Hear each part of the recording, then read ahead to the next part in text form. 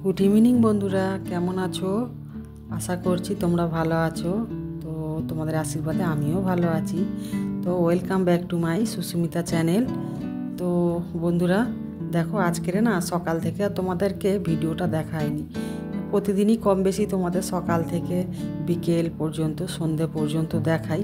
তো আজকের আর তোমাদের একটু অন্যরকম ভিডিও দেখাবো।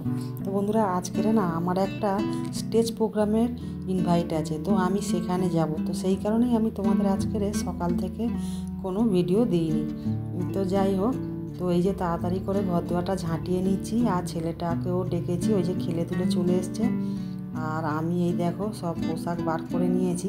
তো ছেলেটা যে জামা সোয়েটার বার করেছি, আর আমার এই যে চাদর বার করেছি, আর এই শাড়িটা পরে যাব বার করেছি, কেননা বাইরে না হালকা হালকা ঠান্ডা আছে। আর কটা পর্যন্ত থাকবো ঠিক জানি না, তো এমনিতেই অলরেডি অনেকটা দেরি হয়ে গেছে। তো বন্ধুরা দেখো, ফাইনালি বেরিয়েই পড়লাম। তো এখন এই যে গাড়িতে আছি। তো অনেকটা দেরিও হয়ে গেছে, ওদিকে বান্ধবী বারবার তাড়া দিচ্ছে আমাকে। তুই দেখো এতটাই দেরি হয়ে গেছে, তো বাধ্য আমাকে গাড়ি ধরে যেতে হচ্ছে।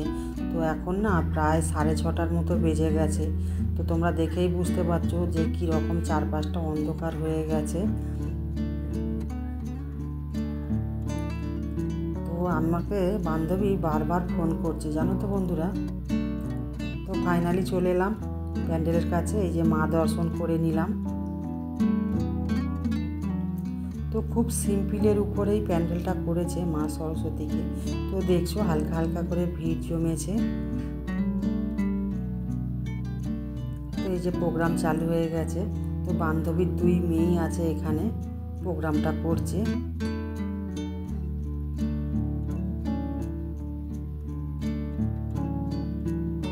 তো বন্ধুরা পুরো প্রোগ্রামটা দেখো, তোমাদেরও ভালো লাগবে।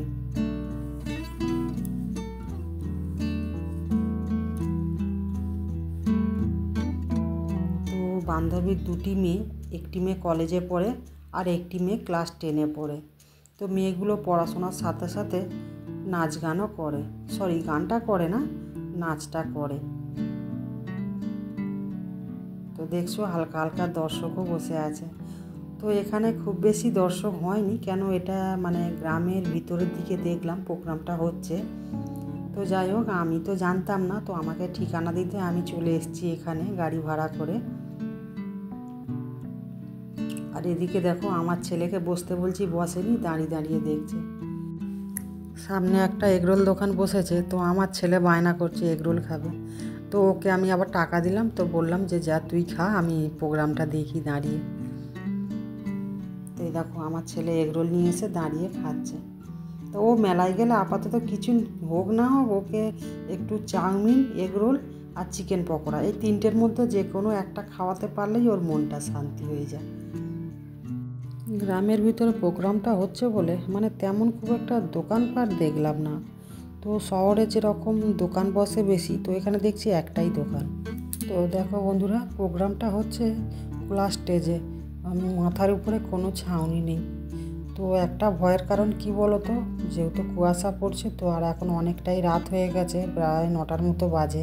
তো ঠান্ডা লেগে যাওয়ার ভয়টা বেশি এই সময়। তো আমি এবারে বাড়ির দিকে রওনা দেব, কেননা অনেকটা রাত হয়ে যাচ্ছে, তো আমাকে আবার ফিরতে হবে অনেকটা।